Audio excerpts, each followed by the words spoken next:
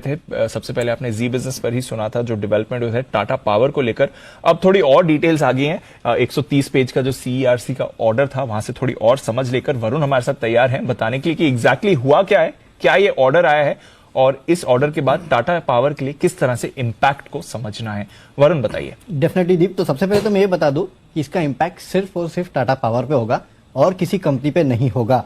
अब हुआ क्या था, आपको याद होगा कि मई 2021 में सरकार ने इलेक्ट्रिसिटी एक्ट में इमरजेंसी क्लॉज जो था उसके तहत जितनी भी कंपनियां थी जो कि इंपोर्टेड कोल यूज करती थी उनको कहा था कि अगर आपके पास अतिरिक्त कैपेसिटी है तो आपको उसमें जनरेशन करना पड़ेगा। और टाटा पावर ने ऐसे ही किया, उन्होंने अपना जनरेशन जो है वो शुरू कर दिया। लेकिन क्योंकि इंपोर्टेड कोल था तो नुकसान काफी ज्यादा हो रहा था और इसके लिए टाटा पावर ने सीईआरसी में याचिका दायर की थी कि हमें कंपेंसेशन दिया जाए। और इसी पे सीईआरसी का आज ऑर्डर आया है। सीईआरसी के ऑर्डर में यह लिखा है कि जो लॉसेस आपको हुए थे जब आपने इस पावर को जनरेट किया था उस लॉसेस की भरपाई होगी और जो इंपोर्टेड कोयला है उसका पास थ्रू जो है वो आपको मिलेगा। साथ ही साथ जो प्रॉफिट मार्जिन है उसके साथ आपको जो पास थ्रू है वो मिलेगा। और अगर आप देखेंगे तो पिछले साल FY22 में मुंद्रा के जो मुंद्रा पावर प्लांट जो है उसके लॉसेस कभी करीब 16 से 2000 करोड़ के आसपास के थे, तो उसकी भरपाई जो है अब टाटा पावर को पूरी तरह से मिलेगी। सीईआरसी का ये ऑर्डर है।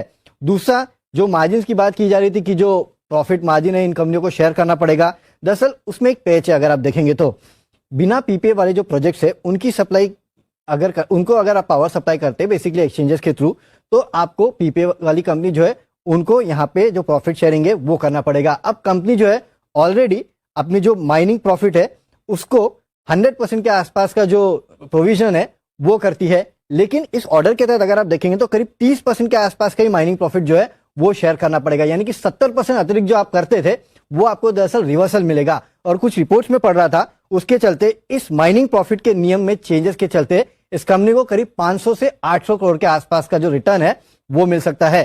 तो एक तो ये कि माइनिंग प्रॉफिट जो है उसमें कंपनी को फायदा होगा और दूसरा जो सीईआरसी का ऑर्डर आया कम करना होगा तो 500-800 करोड़ आपको मिल जाएंगे उससे। इंटरेस्टिंग है।